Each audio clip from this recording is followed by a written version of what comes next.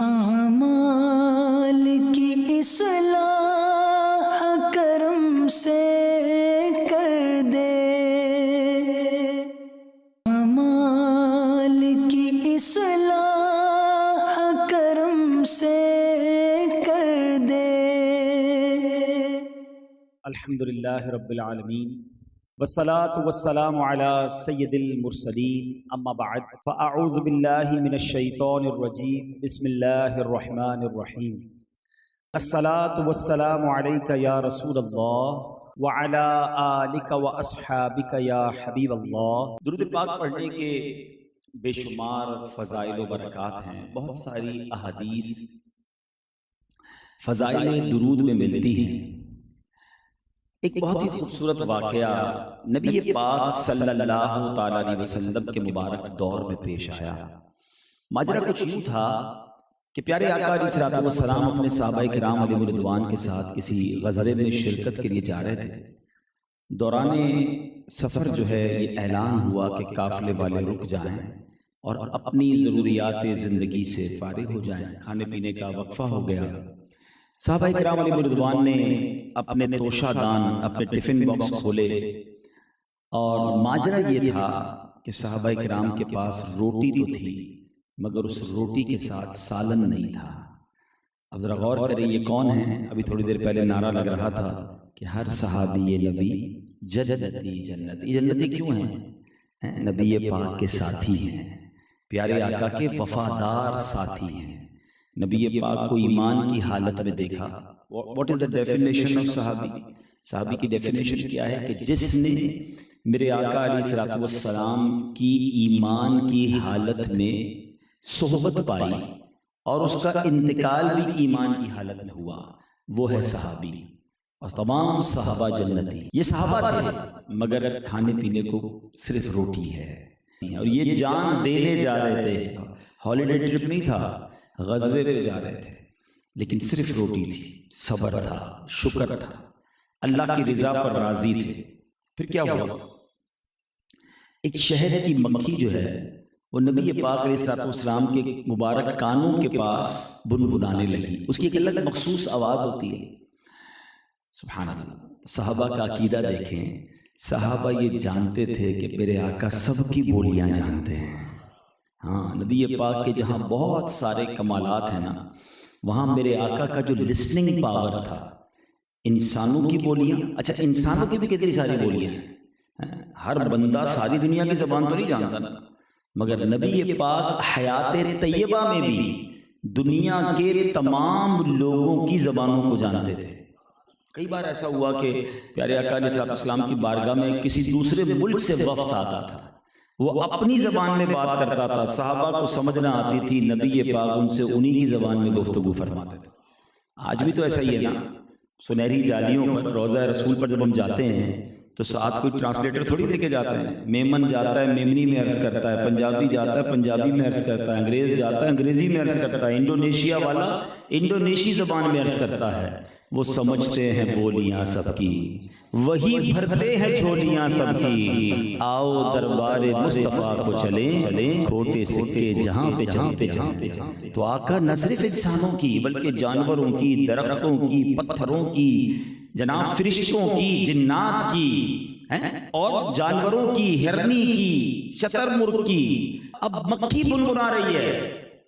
صحابی کہتے ہیں حضور یہ کیا کہہ رہی ہے؟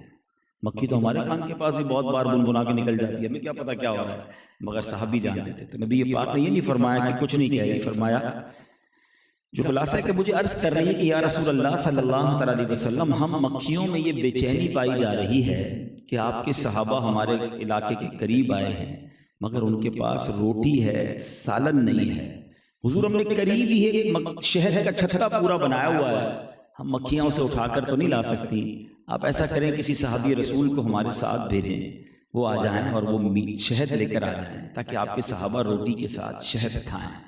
نبی پاک علیہ السلام نے مولا علی شیر خدا کرم اللہ تعالی وجہ الکریم سے فرمایا اے حدیث کے ساتھ جاؤ۔ مولا علی جاتے ہیں، شہد کھاتے ہیں۔ تھوڑی دیر پہلے جو صحابہ فقط روٹی کھا رہے تھے اب میٹھا، لذیذ، صحت مند شہد بھی روٹی کے ساتھ کھا رہے ہیں۔ وہی مکھی یا کوئی اور مکھی پھر بنبنانے لگے، صحابی کہتے ہیں حضور اب کیا کہہ رہی ہے؟ آقا فرماتے ہیں میں نے اس سے ایک سوال کیا کہ یہ تو بتاؤ یہ شہد بناتی کیسے ہو؟ اب ذرا سنیے گا۔ مکی کہتی ہے حضور ہم جنگلوں بیابانوں میں جاتے ہیں اور پھولوں کا رس چوستی ہیں، کہ یہ تو بتاؤ پھول تو پھیکا کڑوا، شہد تو ایسا میٹھا کہ نام لو تو منہ میٹھا ہو جاتا ہے، تو یہ کڑوے پھیکے رس میٹھے کیسے ہو جاتے ہیں؟ سنو مکی کیا کہتی ہے، کہتی حضور ماجرا یہ ہے کہ جب ہم پھولوں کا رس چوس لیتی ہیں سارا پورا ایک گروپ جاتا ہے، اس گروپ کا ایک لیڈر بھی ہوتا ہے، جب واپس آتے ہیں نا تو ہمارا جو قافلے کا امیر ہوتا ہے یا جو ہماری کوئین بی، جس کو آج سائنس جو ہے نیا فلسفی سامنے آئی ہے کہ یہ شہد کا پورا چھتا جو ہے ایک کوئین بی کے گرد چلتا ہے، جو ان کی سردار ہوتی ہے، جو ان کی لیڈر ہوتی ہے، وہی انسٹرکشنز دیتی ہے۔ آج سائنس اس فلسفی پر پہنچی ہے، 1450 سال پہلے وہ مکی کہتی حضور جب ہم واپس آتی ہیں ایک لیڈر ہوتا ہے، ایک امیر ہوتا ہے، حضور وہ آپ پر درود پڑھتا ہے، اس کو دیکھ کر ہم ساری آپ پر درود پڑھتی ہیں، حضور کوئی اور کمال نہیں ہے، یہ آپ پر درود پڑھنے کی برکت ہے کہ پھولوں کا پھیکا کڑوا کسیلا رس جو ہے وہ میٹھا ہو جاتا ہے۔ اچھا آپ ذرا غور کریں کہ شہد جو ہے اس کے بارے میں اب تو سائنس بھی کہتی، قرآن نے بہت پہلے کہا کہ شہد میں بیماریوں سے شفا ہے، سائنس بھی کہتی جناب بہت ساری بیماریوں میں شفا ہے، تو اب ذرا سوچئے کہ جو چیز بنتی ہی درود پاک کی برکت سے ہو تو اس میں شفا نہ ہو تو کیسے ہو سکتا ہے؟ اچھا اس میں ایک اور بات علماء بڑی پیاری کہتے ہیں، فرماتے ہیں جب پھولوں کا کڑوا اور پھیکا رس درود پاک کی برکت سے میٹھا ہو سکتا ہے تو جس کی زندگی میں گناہوں کی کڑواہٹ ہو، بدعمالیوں کی پھیکاوٹ ہو اور وہ چاہتا ہے کہ میری زندگی میں نیکیوں کی مٹھاس آ جائے، وہ درود پاک کثرت سے پڑھے، انشاءاللہ اس کی زندگی میں بھی یہ مٹھاس آ جائے گی۔ تو ہمیں بھی چاہیے کہ کثرت کے ساتھ درود پاک پڑھیں، انشاءاللہ اللہ پاک مجھے اور آپ کو درود پاک کی برکت نصیب فرمائے۔ آج جو میرا ٹاپک ہے یہ حکم قرآنی بھی ہے، اللہ کا حکم بھی ہے، اور میرے آقا صلی اللہ تعالیٰ علیہ وسلم کی عظیم سنت بھی ہے، لیکن انفارچونیٹلی بدقسمتی سے اس سنت پر عمل ہے بھی تو اس اہمیت کے ساتھ نہیں ہے، اس فوکس کے ساتھ نہیں ہے، حالانکہ یہ اللہ کا حکم ہے۔ میں انشاءاللہ وہ کیا ایسی سنت ہے وہ بتاتا ہوں، پہلے آپ کو ایک واقعہ سناتا ہوں، اسی ٹاپک سے ریلیونٹ ہے۔ مولا علی شیر خدا کرم اللہ تعالی وجہ الکریم ایک بار حسنین کریمین کے ساتھ ایک بار مکہ پاک تشریف لے گئے، حرم پاک، اور وہاں ایک شخص کو دیکھا کہ جو بہت گڑ گڑا کر اللہ کی بارگاہ میں دعا کر رہا ہے۔ آپ نے جب دیکھا کہ اتنا چیخ رہا ہے، اتنا رو رہا ہے، اتنا گڑ گڑا رہا ہے، تو آپ نے کسی کو کہا کہ جاؤ اس کو میرے قریب لے آؤ۔ اس کو جب کہا گیا کہ تمہیں شیر خدا مولا علی کرم اللہ تعالی وجہ الکریم بلا رہے ہیں تو وہ گھسٹتا ہوا آیا، وہ کھڑا بھی نہیں ہو سکا، ٹھیک ہے؟ جب وہ گھسٹتا ہوا آیا تو دیکھا کہ اس کا ایک سائیڈ جو تھی باڈی کی وہ پیرالائز ہو گئی تھی، وہ کھڑا ہی نہیں ہو سکتا تھا۔ تو آپ نے فرمایا تمہارا ماجرا کیا ہے، مسئلہ کیا ہے؟ کہتا حضرت میری داستان بڑی غمزدہ ہے، ماجرا یہ ہے کہ میں بہت گناہ گار، برے کاموں میں پڑا ہوا، شراب جوا بدکاری، مجھے صحبت مل گئی بری، میری بہت گندی کمپنی تھی اور میں بڑے برے کاموں میں پڑ گیا، اور اس کی منوست یہ چھائی کہ میں اپنے ماں باپ کی بات بھی نہیں مانتا تھا۔ میرا والد بڑا نیک تھا، بڑا صالح انسان تھا، میرا والد مجھے سمجھاتا، میں والد سے الجھتا۔ ایک دن میرے والد نے جب مجھے بہت سمجھایا تو میں کھڑا ہوا اور اپنے والد کو ہی میں نے مارا۔ والد پر جب ہاتھ اٹھایا تو میرا والد بہت غمزدہ ہوا، بہت دکھی ہوا، اس کا دل ٹوٹ گیا، اور وہ مکہ پاک آیا اور کعبے کے سامنے آ کر میرے والد نے اللہ کی بارگاہ میں میرے لیے بد دعا کی۔ بس وہ ہاتھ اٹھنے تھے کہ میرے آدھے جسم پر فالج کا اٹیک ہوا اور میں جوانی میں معذور ہو گیا، اب گھسٹ گھسٹ کر چلنے لگا۔ میں نے اس کے بعد والد کی بارگاہ میں بہت معافی مانگی، سمجھایا، عرض کیا معاف کر دیں، اب نہیں کروں گا، واقعی میں نے آپ کا دل دکھایا ہے۔ باپ تو باپ ہوتا ہے۔ میرے باپ نے کہا بیٹا چل، میں تجھے معاف کرتا ہوں اور تجھے لے کے وہیں جاتا ہوں کہ جہاں تیرے لیے بد دعا کی تھی، اب پھر چلتے ہیں مکہ اور کعبے کے سامنے میں تیرے لیے دعا کروں گا، اللہ بہت کریم ہے، وہ میری دعا سنے گا اور تجھے شفا دے دے گا۔ مولا علی سے وہ شخص کہتا ہے حضور میں اپنے والد کے ساتھ مکہ پاک کے سفر پر تھا، اسی سفر پر جس سفر میں وہ مکہ پہنچا تھا، کہ راستے میں میری اور بدقسمتی دیکھیں کہ جس سواری پر میرے والد صاحب بیٹھے تھے، اونٹنی پر، وہ اونٹنی بدکنے لگی، اچھلنے لگی، اس سے میرے والد صاحب نیچے گرے اور ان کا انتقال ہو گیا۔ اب میں کعبے پر اکیلا آیا ہوں، روز روتا ہوں، روز گر گڑاتا ہوں۔ وہ والد نہ رہا جس کے ذریعے مجھے اللہ سے معافی مانگنی تھی، میرے لیے انہوں نے دعا کرنی تھی۔ میں اللہ سے روز دعا کرتا ہوں، یا اللہ میری یہ بیماری دور کر دے۔ مولا علی شیر خدا کرم اللہ تعالی وجہ کریم جب یہ سنا تو آپ نے فرمایا بیٹا جب تیرے باپ نے تجھے معاف کر دیا ہے تو امید ہے کہ رب کریم بھی تجھے معاف کر دے گا۔ تو اب مولا علی شیر خدا نے نوافل ادا کیے، اللہ کی بارگاہ میں دعا کی، کعبے کے سامنے بیٹھ کر اللہ پاک نے اس بندے کو شفا دی۔ مولا علی نے کہا کھڑے ہو جاؤ، وہ کھڑا ہوا اور چلنے لگا۔ اب اس ایک واقعے میں بہت سارے درس موجود ہیں، اس ایک واقعے میں کتنے سارے میسیجز ہیں۔ پہلی بات کہ ماں باپ کو ستانا، ماں باپ کو دکھ دینا، ماں باپ کو تکلیف دینا، ان کے آگے بلند آواز سے بات کرنا، اللہ نہ کرے انہیں برا بھلا کہنا، ان کا دل توڑنا، یہ بہت بڑا کبیرہ گناہ ہے۔ یعنی بڑے گناہوں کی بھی آپ جب لسٹ بناتے ہیں، ٹاپ کے گناہ سب سے بڑی اللہ کی نافرمانی، تو اس میں ماں باپ کی نافرمانی بھی شامل ہے۔ ماں باپ کا نافرمان، روایتوں کا مضمون ہے، جنت کی خوشبو بھی نہیں سونگھ سکے گا۔ اس کو اس طرح سمجھو کہ شب برات اور شب قدر، آپ نے پڑھا ہوگا کہ کتنے لاکھ کتنے کروڑ لوگ بخشے جاتے ہیں، تو سارے ہی بخشے جاتے ہیں سوائے چند مجرموں کے۔ فہرست آتی ہے نا کہ احادیث میں ملتا ہے کہ یہ نہیں بخشا جائے گا، باقی سارے بخشے جائیں گے۔ ان سب لسٹوں میں آپ کو ماں باپ کا نافرمان ضرور ملے گا، کہ ماں باپ کا نافرمان نہ شب قدر بخشا جاتا ہے، نہ شب برات بخشا جاتا ہے۔ احادیث کا مضمون ہے کہ جس کے ماں باپ ناراض اس سے اس کا رب ناراض، جس کے ماں باپ اس سے راضی اس کا رب اس سے راضی۔ خوش نصیب ہیں وہ لوگ جن کے ماں باپ حیات ہیں، ان کی قدر کر لو، ان کی دعائیں لے لو، کبھی ان کے سامنے بلند آواز سے بات نہ کرنا، اف کہنے کا بھی منع کیا ہے قرآن نے۔ ماں باپ کو اس طرح انڈرسٹینڈ کریں، نوجوان بیٹھے ہیں، پڑھے لکھے لوگ بیٹھے ہیں، لوگ بوڑھے ماں باپ سے الجھ رہے ہوتے ہیں، بوڑھی ماں سے، بوڑھے والد سے، سمجھ نہیں آتی آپ کو، کتنی بار سمجھاتا ہوں پھر بھی نہیں سمجھتے، بار بار آپ مجھ سے سوال کرتے ہیں، اب آپ بوڑھے ہو گئے ہیں۔ دیکھیں ایک بات پہلے سمجھ لو میرے بچوں، میرے نوجوان، زندگی ایک سائیکل ہے، بچپن، جوانی، پھر بڑھاپا۔ بڑھاپا اور بچپن جو ہے نا وہ لیول ہو جاتا ہے۔ جب انسان ابو 60 ابو 55 60 پہنچتا ہے نا تو آہستہ آہستہ اس کی جو لیول آف انڈرسٹینڈنگ ہے وہ کم ہونے لگ جاتا ہے، وہ ایک طرح سے پھر بچپن کے دور پہ چلا جاتا ہے، اس کا سمجھنا مشکل، اس کا پہچاننا مشکل، اس کی آپ دیکھیں گے سنوائی کم ہو جاتی ہے، دیکھنے میں بھی کمزوری آ جاتی ہے، تو اب اس کے اعضاء جو ہے نا لوز ہو رہے ہیں۔ پہلے انڈرسٹینڈ کرو گے تو پھر ہینڈل کر سکو گے نا۔ کبھی بچے سے لڑتے ہو تجھے سمجھ کیوں نہیں آتی، بچے کو کہتے ہو بار بار کیوں پوچھتے ہو، بچے کو کہتے ہو یار تم سوال کیوں کرتے ہو، بچے کا سوال بھی اچھا لگ رہا ہے، بچے کا بار بار پوچھنا بھی اچھا لگ رہا ہوتا ہے، بلکہ بعض اوقات ہم خود ہی کہتے ہیں بیٹا دوبارہ کہو کیا کہہ رہے ہو، اس کو سننا اتنا اچھا لگتا ہے کیونکہ ہم انجوائے کر رہے ہوتے ہیں اسے، اس کی ریپیٹیشن، اس کی انڈرسٹینڈنگ پرابلم، اس کی لسننگ پرابلم ہمیں اریٹیٹ نہیں کر رہی ہوتی، کیونکہ ہمیں پتہ ہی بچہ ہے، اس کے اندر وہ پاور ہی نہیں ہے۔ تو جب آپ اپنے والدین کو اس طرح انڈرسٹینڈ کر لو گے نا کہ یہ عمر کے اس لیول پر پہنچ گئے ہیں کہ اب ان کو مشکل ہو رہی ہے سمجھنے میں، اب ان کو مجھے بالکل اچھے انداز میں سافٹ سکلز کے ساتھ ان کو ہینڈل کرنا ہوگا، لڑنا نہیں ہے، ڈانٹنا نہیں ہے، جھڑکنا نہیں ہے۔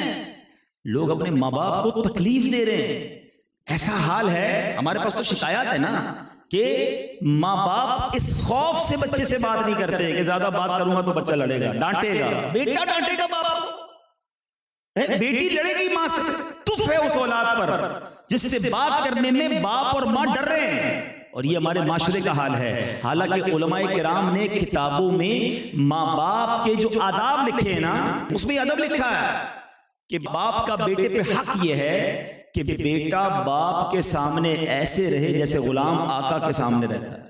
غلام نہیں ہوتا انتظار میں کب آقا حکم دے اور بیٹے غلام کام کرے، یہ انداز ہونا چاہیے بیٹے کا باپ کے ساتھ۔ مگر آج حال یہ ہے کہ بوڑھا باپ بیٹے کے آگے غلام بنا ہوا ہے کہ بیٹا میرا کام کر دے، بیٹا تھوڑے پیسے دے، وہ کہتا ٹائم نہیں ہے میرے پاس۔ توبہ توبہ توبہ، سوچ لو یہ جو تکلیف دے رہے ہو نا یہ بعد میں آپ کو اپنی اولاد میں بھی دیکھنے کو مل سکتی ہے۔ ایک اور میری فیلنگز ہیں کہ بوڑھے ماں باپ گھر میں ہونا کبھی بھی انہیں یہ فیل مت کراؤ، یہ احساس مت دلاؤ کہ یہ جو کچھ اب ہے نا وہ میرا ہے، میں نے کمایا، گھر میں نے بنایا، آپ تو غریب تھے، میں نے یہ سب کچھ اسٹیبلش کیا ہے. تو جب یہ فیلنگ ہو جاتی ہے نا بوڑھے ماں باپ کو، تو ان کو ایک انسیکیورٹی فیل ہوتی ہے کہ ہم زیادہ بات کریں گے تو کہیں گھر سے ہی نہ نکال دیں. ہے تو سارا میرے بیٹے کا، ہے تو یہ میری بیٹی کا، یہ بچوں نے کمایا ہے. بچوں نہیں، آپ آخری عمر میں ماں باپ کو یہ فیل کرواؤ کہ یہ جو کچھ ہے سب آپ کا ہے، آپ ہمارے بڑے ہیں، سب کچھ آپ کا ہے، ہم نے اگر کچھ کیا بھی ہے تو آپ کی مہربانیوں سے کیا ہے. اچھا مجھے بتاؤ یہ فیلنگ کروانے سے نقصان کیا ہوگا؟ کیا وہ سب لے کے چلے جائیں گے؟ اس کے بعد ملنا آپ کو ہی ہے، لیکن وہ فخر کے ساتھ جئیں گے، وہ آنر کے ساتھ جئیں گے، وہ زندگی کے آخری سال اس فخر کے ساتھ جئیں گے کہ میرے بچے سب کچھ کرنے کے بعد بھی آج میرے اندر میرا حکم مانتے ہیں، میری بات سنتے ہیں، اور انہوں نے مجھے کہا ہوا ہے کہ سب کچھ آپ کا ہے. تو یہ وہ خوش نصیب بچے ہوتے ہیں کہ جو اپنے ماں باپ کو آخری عمر میں یہ خوشیاں دیتے ہیں. وہ بڑے ریلیکس رہتے ہیں کہ جب بچے انہیں بار بار یہ کہتے ہوتے ہیں نا کہ یہ جو کچھ ہے آپ کا ہی ہے، آپ کا حکم مانا جائے گا، آپ کا ڈیسیژن آخری ہوگا. انشاءاللہ پھر دیکھیں گھر میں کیسی برکتیں آتی ہیں. اور ایسی فیلنگ جب ہوتی ہے نا ماں باپ کی، تب دل سے دعا نکلتی ہے. یاد رکھنا، ماں باپ تو ویسی دعائیں دیتے ہیں، آپ کہیں امی دعا کریں، ابو دعا کریں، ان کا تو کام ہی دعا کرنا ہے. نہیں، مزہ یہ ہے کہ آپ کہیں نا، پھر وہ دعا کریں گے. اور جب وہ دل سے دعا کرتے ہیں نا تو پھر آپ کو یاد ہے نا کہ حضرت موسیٰ علیہ السلام کا پڑوسی کسائی بن جاتا ہے، کیونکہ ماں دعا کرتی ہے کہ اللہ میرے بیٹے کو موسیٰ کا پڑوسی بنا دے.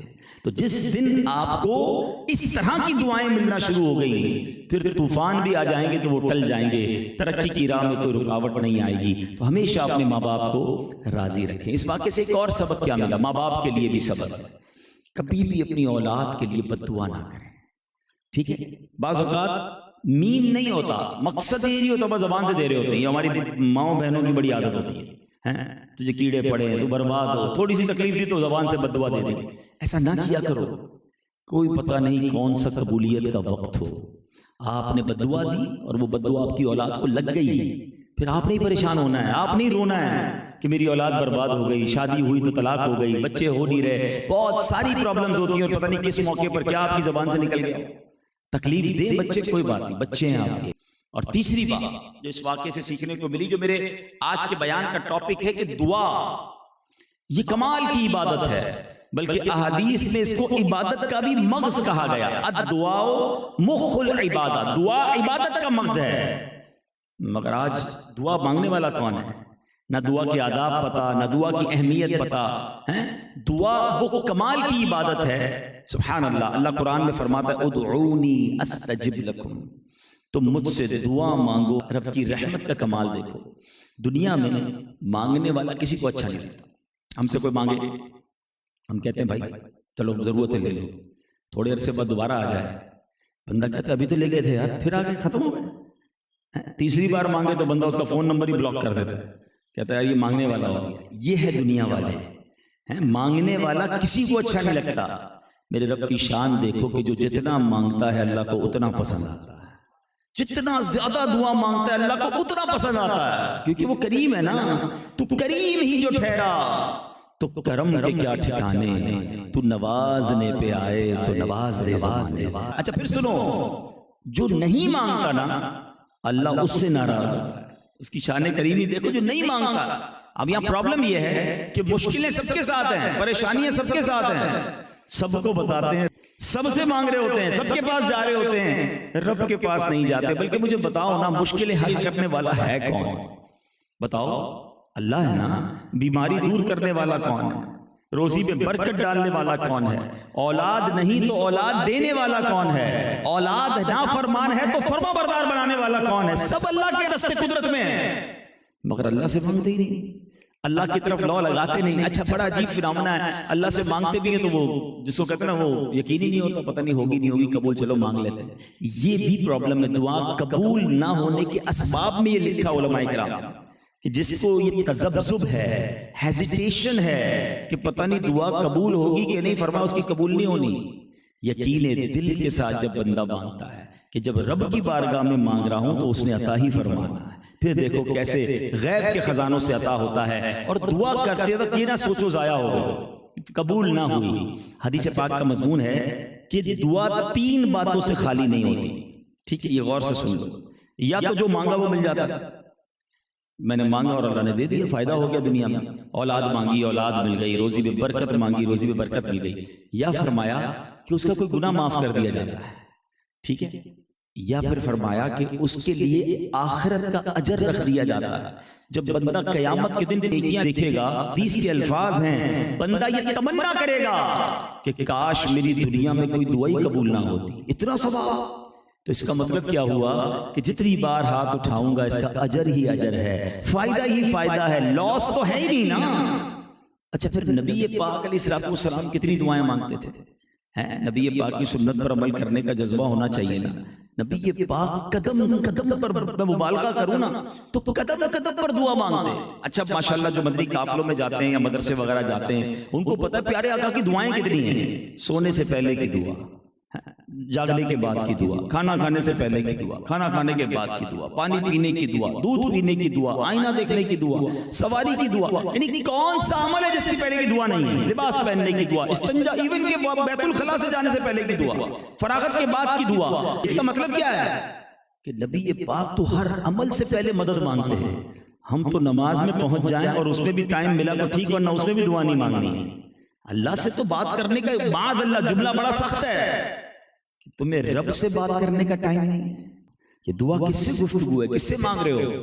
اللہ سے۔ دنیا میں کسی بہت بڑے آدمی سے آپ کو ملنا ہو، بات کرنی ہو، فوراً رابطہ ہو جاتا ہے؟ نہیں، اپوائنٹمنٹ لینا پڑتا ہے، بیزی ہیں صاحب، اچھا بھائی کوئی تاریخ بتا دیں، فلاں تاریخ کو اتنے بجے، وہ بھی سورس لگ گئی تو 5 منٹ 10 منٹ کی ملاقات ملتی ہے، بس اس سے زیادہ نہیں۔ ایسا ہی ہے نا، دنیا کے کسی بڑے آدمی سے بات کرنے کے لیے secretary required, appointment required, time limit is there, اور احکم الحاکمین سے بات کرنی ہے، ارحم الراحمین سے بات کرنی ہے، خالق کے کائنات سے بات کرنی ہے۔ نو سیکریٹری بٹوین یو اینڈ ہم، تمہارے اور اس کے درمیان کوئی سیکریٹری نہیں ہے، کوئی اپوائنٹمنٹ نہیں ہے، کوئی ٹائم لمٹ نہیں ہے، جتنی دیر بات کرنی ہے بات کرو، بس ہاتھ اٹھاؤ اور سر جھکاؤ اور دل کے خیالات عرض کرتے رہو۔ یہ کتنی بڑی نعمت ہے دعا۔ اب سوچو جب دعا کرتے ہیں تو ہماری کیفیت کیا ہوتی ہے۔ سیدی اعلیٰ حضرت امام اہل سنت کے والد گرامی نے بڑی پیاری کتاب لکھی اور اعلیٰ حضرت نے اس پر حاشیہ لکھا، احسن الوعاء لآداب الدعاء۔ ہمارے مکتبۃ المدینہ نے بڑی شاندار کتاب ہے، اس کو ضرور حاصل کریں۔ اس کتاب کا نام اردو میں ہے فضائل دعا، بڑی آسان اردو میں اس کو کر دیا گیا۔ اس میں لکھا کہ اللہ غافل دل کی دعا نہیں سنتا۔ دعا بھی مانگتے اور دھیان کہیں اور ہوتا ہے، کبھی ادھر دیکھ رہے ہیں کبھی ادھر دیکھ رہے ہیں، آمین آمین آمین، موبائل نکال رہے ہیں، آمین۔ اللہ کے بندو، اللہ کی بارگاہ میں مانگ رہے ہو اور دھیان کہیں اور ہے۔ آپ اپنے کسی چھوٹے بیٹے کو، بھائی کو، اپنے امپلائی کو، اپنے جاب کرنے والے کو بلائیں اور کیا ذرا ضروری بات کرنی، غور سے سنو۔ جو آپ سے بات کر رہے ہیں، کبھی ادھر دیکھ رہا ہے کبھی ادھر دیکھ رہا ہے، آپ کو اچھا لگے، آپ فیل کرتے ہیں یار میں آپ سے بات کر رہا ہوں، توجہ تو میری طرف، فوکس نہیں کر رہے ہو، کہیں اور دھیان ہے، غصہ آ جاتا ہے آپ کو۔ آپ کا امپلائی، آپ کا بچہ آپ کی بات پر توجہ نہ دے، آپ اریٹیٹ ہوتے ہیں، آپ کو مشکل ہوتی ہے، برا لگتا ہے۔ اللہ کی بارگاہ میں ہاتھ اٹھاتے اور دھیان کہیں اور ہے، صدق کے دل کے ساتھ ہیں، اللہ کی بارگاہ میں حاضری کی نیت کے ساتھ، گر گڑا کر، فقیر بن کر، عاجزی کے ساتھ مانگو تو صحیح، پھر دیکھو وہ تمہیں کیسے عطا فرماتا ہے۔ اس کے ساتھ ساتھ ایک ایسا عمل جو دعا کی قبولیت میں بہت بڑی رکاوٹ ہے، اور وہ کیا ہے؟ وہ ہے حرام روزی، حرام کمائی جو ہے نا، حرام غذا، یہ بندے کی عبادتیں بھی قبول نہیں ہونے دیتا اور دعائیں بھی قبول نہیں ہوتی ہیں۔ حضرت موسیٰ علیہ نبینا علیہ الصلوۃ والسلام نے ایک شخص کو دیکھا، ہاتھ اٹھا کر بہت رو رو کر دعائیں مانگ رہا تھا۔ اپنے اللہ کی بارگاہ میں عرض کی کہ اے اللہ اس کی دعا قبول کر لے، یہ بندہ اتنا رو رہا ہے، اتنا گر گڑا رہا ہے۔ اللہ کریم نے کیا فرمایا؟ ارشاد باری ہوا، اے موسیٰ یہ اتنا روئے کہ روتے روتے مر جائے، اتنے ہاتھ اٹھائے کہ اس کے ہاتھ آسمان کو چھو لیں۔ اے موسیٰ ہم نے اس کی دعا قبول نہیں کرنی۔ عرض کی مولا کیا وجہ ہے؟ ارشاد فرمایا، اے موسیٰ یہ بندہ جو کھاتا ہے وہ حرام ہے، جو پہنتا ہے وہ حرام ہے۔ اب بتاؤ، اللہ کے نبی سفارش کر رہے ہیں اور دعا قبول نہیں ہو رہی، کیوں؟ کمائی حرام ہے۔ چیک کرو ہماری روزی میں کہیں حرام تو نہیں آ رہا۔ لوگ کہتے ہیں دعائیں قبول نہیں ہو رہی، پریشانیاں نہیں جا رہی، بیماریاں دور نہیں ہو رہی۔ اگر حرام کما رہے ہو تو کیسے جائیں گی؟ اگر آپ مستجاب الدعوات بننا چاہتے ہیں نا، مستجاب الدعوات پتہ ہے کس کو کہتے ہیں؟ جو مانگو قبول ہو جاتا ہے، جس کی ہر دعا قبول ہو۔ اپنی غذا پاکیزہ کر لو تو مستجاب الدعوات بن جاؤ گے۔ اپنی غذا پاکیزہ کریں، تھوڑا کمائیں مگر حلال کمائیں، اللہ اس تھوڑے میں تمہیں برکت دے دے گا۔ زیادہ کے چکر میں حرام کی طرف مت جانا، نہ دعائیں قبول ہوں گی نہ عبادتیں، رونق چلی جائے گی زندگی کی۔ تو اللہ پاک ہمیں آپ کو فقط حلال نصیب فرمائے۔ تو بہرحال میرے میٹھے اسلامی بھائیوں، جو آج مختصر سے بیان میں نے آپ کو میسج دینا تھا کہ دعا کو بڑی اہمیت دیں، اللہ سے مانگنے میں خوب دل لگا کر مانگا کرو۔ پریشان ہو تو گھبراؤ نہیں، وہ ماؤں سے زیادہ چاہنے والا ہے، اس کی بارگاہ میں حاضری تو دو، اس کو عرض تو کرو، پھر دیکھو وہ کیسا غیب کے خزانوں سے عطا فرماتا ہے۔ اور آخری بات، خاص طور پہ جو وقت تہجد ہے نا، جب ساری دنیا سو رہی ہے اور آپ اٹھ کے جب رب سے مانگتے ہیں، اس کو اس طرح سمجھو یہ کیسا وقت ہے کہ کبھی ایسا ہوا ہو آپ کی زندگی میں کہ آپ پریشان ہوں، رات نیند نہ آئے اور نیند سے اٹھیں آنکھوں میں آنسو ہوں اور آپ اپنی ماں کے پاس جائیں اور ماں کہ بیٹا کیا ہوا، رات سوئے نہیں، اور آپ کہیں کہ ماں میں پریشان ہو گیا ہوں، فلاں پرابلم آ گئی ہے، تو ماں کیا کرتی ہے؟ کروٹ بدل کر سوتی تو نہیں نا کہ تیرا کام تو جان؟ ماں بھی بے قرار ہو جاتی ہے، ماں بھی اٹھ جاتی ہے اور سینے سے لگاتی ہے۔ جب میری ماں مجھے بستر سے اٹھا ہوا آنکھ میں آنسو لے کر دیکھتی ہے تو بے قرار ہوتی ہے۔ تو جب وہ ماؤں سے زیادہ چاہنے والا ہمیں یہ ملاحظہ فرمائے گا کہ میرا بندہ جو ہے وہ سو نہیں رہا، آنسو بہا کر میرے دربار میں آیا ہے، عرض کرو نا اللہ سے، یا اللہ بیمار ہوں، قرض دار ہوں، بے روزگار ہوں، پریشان ہوں، فلاں مصیبت میں ہوں، اے مالک تیرے سوا کون ہے جو میری مشکل کو آسان کرے گا۔ یقین کرو اللہ سے جو دعا ہے نا، وہ اللہ سے محبت میں بھی اضافہ کرتی ہے۔ بندے کا رب سے کنیکشن بھی بڑا مضبوط ہوتا ہے جب بندہ اللہ سے گر گڑا کر مانگتا ہے، اپنا خالق اسے جانتا ہے، اپنا مالک جانتا ہے، اس کو اپنا معبود مانتا ہے، اور خود کو اس کا بندہ جب جانتا ہے، حقیر جانتا ہے، عاجز جانتا ہے، کہتا ہے اللہ کی بارگاہ میں کہ اللہ پھنس گیا ہوں، اب تو نے نکالنا ہے، تو وہ رب کریم پھر اپنے کرم کے دروازوں سے اسے عطا فرماتا ہے۔ تو بہرحال دل لگا کر مانگا کریں، صدق کے دل سے مانگا کریں۔ دعا کے آداب اور سنتیں جاننے کے لیے، چونکہ ایک ہی بیان میں سب کو میں بیان نہیں کر سکتا، میں نے جس کتاب کا ریفرنس دیا فضائل دعا، یہ کتاب حاصل کر لیں، dawatIslami.net سے آپ اسے ڈاؤن لوڈ بھی کر سکتے ہیں، اس کو پڑھیں تو آپ کو پتہ چلے گا ماشاءاللہ اتنی تفصیل سے اس میں باتیں ہیں کہ کن کن اوقات میں دعا قبول ہوتی ہے، کن کن مقامات پر جا کر دعا قبول ہوتی ہے، کیا ایسے عمل ہیں جو دعا کی قبولیت میں رکاوٹ بنتے ہیں، کون سے ایسے عمل ہیں جو کریں تو اللہ پاک کو دعا قبول فرما لیتا ہے۔ بڑی تفصیلی اس میں ڈیٹیل موجود ہے، صرف ہائی لائٹ کرنا یہ تھا کہ دعا یہ عبادت کا مغز ہے، نبی پاک کی بہت تواتر کے ساتھ عمل کی جانے والی سنت ہے، حکم قرآنی ہے، اس پر عمل کریں، اس کو اہمیت دیں۔ اللہ کریم اپنے دربار میں مجھے اور آپ کو صدق کے دل سے مانگنا نصیب فرمائے۔ صلو علی الحبیب۔ میرے آمال